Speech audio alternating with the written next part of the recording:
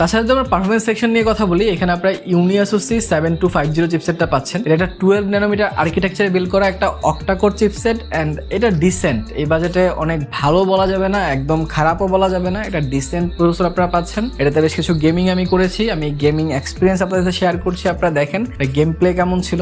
Definitely এটা gaming phone না, আপনারা কেউ যদি গেমিং এর জন্য ফোন কিনতে চান আমি এটা সাজেস্ট করবো না, বাট স্টিল এটাতে গেম প্লে খারাপ ছিল না। তাছাড়া ফোনটাতে 4GB র্যাম পাচ্ছেন, 64GB রোম পাচ্ছেন, এটা 3GB ভেরিয়েন্টও কিন্তু মার্কেটে পাবেন, সেটা হয়তো আর কিছু দাম কম হবে। তাছাড়া যদি আমরা ক্যামেরা সেকশনে আসি, তাহলে ক্যামেরা সেকশনেও এখানে কিন্তু পার্থক্য রয়েছে। বিকজ অফ ক্যামেরা সেকশনে আপনারা 8 মেগাপিক্সেল রেয়ার সেন্সর পাচ্ছেন, আর ফ্রন্টেও আপনারা 8 মেগাপিক্সেল ক্যামেরাই পেয়ে যাচ্ছেন। সো রেয়ারে 8 না হয়ে 13 হইতে পারতো অথবা 50 হইতে পারতো, কিন্তু বাজেট যেহেতু কম সেখানে অন্তত 13 তো দিতেই পারত। তাদের আগের ফোনগুলোতে তারা 13 মেগাপিক্সেল দিয়েছে পিছনে, কিন্তু 8 মেগাপিক্সেলের কথা যদি বলি তাহলে আমি বেশ কিছু ছবি আপনাদের সাথে শেয়ার করছি, আপনারা দেখেন যে এটার পিকচার কোয়ালিটি আপনাদের কাছে কেমন লেগেছে, এটা ভালো লাগছে না খারাপ লাগছে সেটাও কিন্তু আমাকে কমেন্ট সেকশনে জানাতে পারেন। আমি বেশ কিছু ছবি আপনাদের উদ্দেশ্যে দিচ্ছি, আউটডোরের, ইনডোরের। তাছাড়া সেলফি যেহেতু 8 মেগাপিক্সেল, সেলফিও বেশ কিছু দিচ্ছি আমি, আপনারা দেখেন যে সেলফির কোয়ালিটি কেমন ছিল।